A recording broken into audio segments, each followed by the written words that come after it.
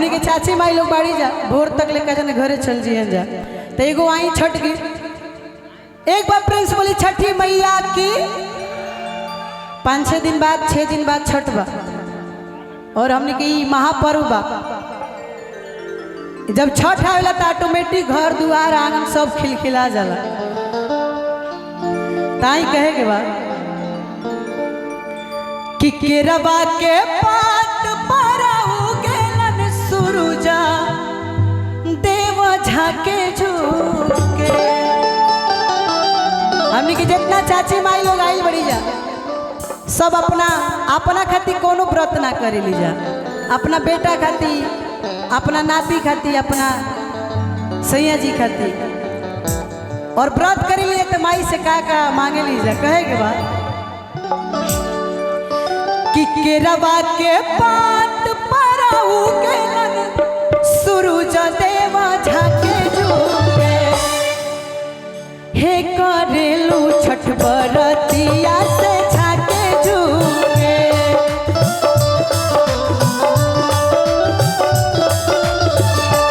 हे करेलू छठ बरतिया से झाके झुके।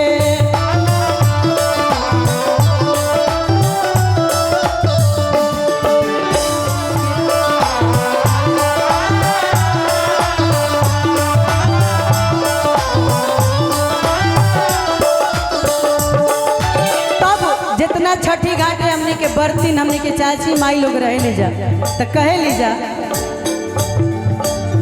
हम रोजे पार सुरुजा ऐसन पुतावा से उनके लागे।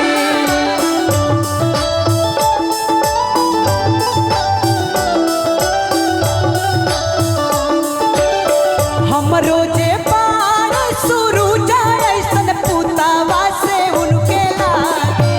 हे करेनी छठ बरतिया से उनके लागी। हे करेनी छठ बरतिया से उनके लागी।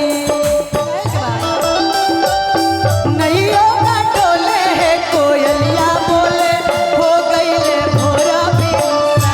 हे कोयलिया बोले हो गईले भोरा बिनुसा।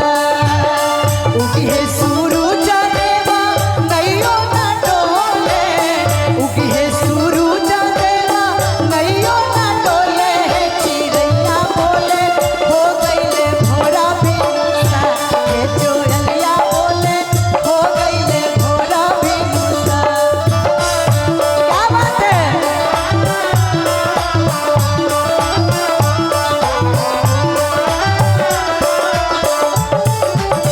हम रोजे स्वामी कवना ऐसन स्वामी से उनके लागे। एक बार हम आई का हो जा आई हाँ तन जोरदार आप लोग के तन थपरी उपरी बाजी ओकरा बाद तो फिर रंगा रंग कार्यक्रम चली तो अपना मन ही बजाई जा ना जी। भजन पे कही के बजवावे के पड़ेला ओकरा बाद तो फिर बिना कहल ही बाजी है ना। तनी जितना में चाची माई लोग बहन जैसन सब कोई आप लोग हाथ उठाई जा। छठ पूजा से बड़ा कोनो पूजा बा और वो लक्ष्मी पूजा के दिन आज बानी तन सब कोई हाथ ऊपर करके कि हम रोजे पार कवना ऐसन स्वामी से उनके लागी।